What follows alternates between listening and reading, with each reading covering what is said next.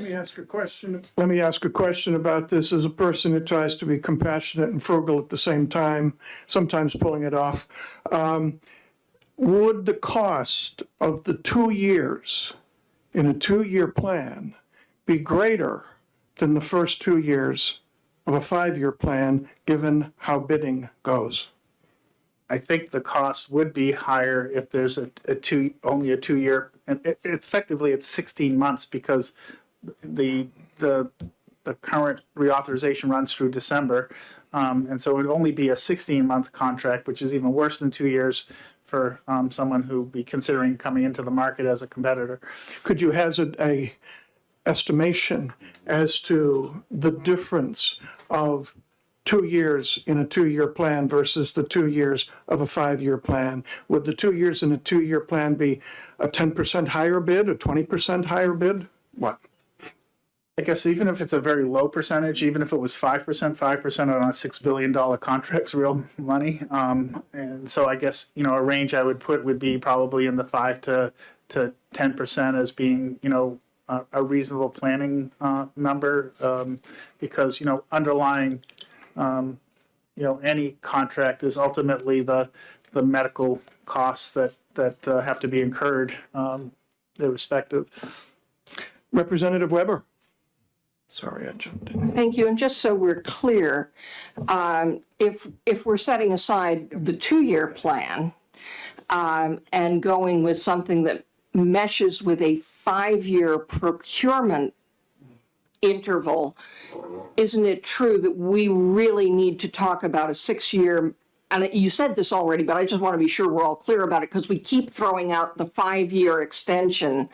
And isn't it true that if we're going to cover the full period of another 5-year contract, we need to have that 6-year extension that you referred to? So we should all be in our brains adjusting to a 6-year extension if what we want to do is cover the next contract cycle.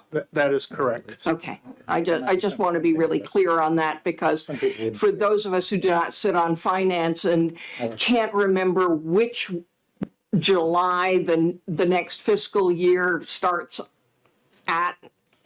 It's always ahead. I know, but I can never remember whether it's the date that's ahead or It's the year. right. Anyway, those of us who have trouble calculating that, if we could just all remember that to cover a full contract renewal, we need to do a 6-year extension, if that is our intent. Yes, I think that when I talk 5 years, I think what, to me, again, this is my view of it, and there could be alternative views. I think it shows that the state has at least a commitment equal to what it entered into this contract because we got a 5-year reauthorization. I think that sends a different signal to the marketplace. 6 years, I think, guarantees us that they understand we're there. 5 years could work as well, but it could have some impact that I can't quantify for you exactly. But I do think sending a signal that we're less committed to the program, like with a 2-year reauthorization, does affect, I think, what the administrative side of this looks like in terms of managing and the costs. Representative Murphy. Thank you, Mr. Chairman. Just to follow up, and I think it was just addressed, but I just want to be clear.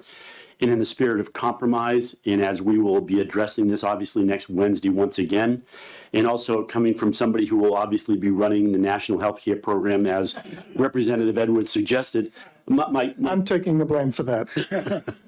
my question is, and I just want to be clear, as opposed to permanency into the future indefinitely or a 2-year plan, in the ideal world, running this administratively, does a 6-year extension of the program give you comfort in running the program for the benefit of efficiency and for the patients? Yes. Okay, thank you.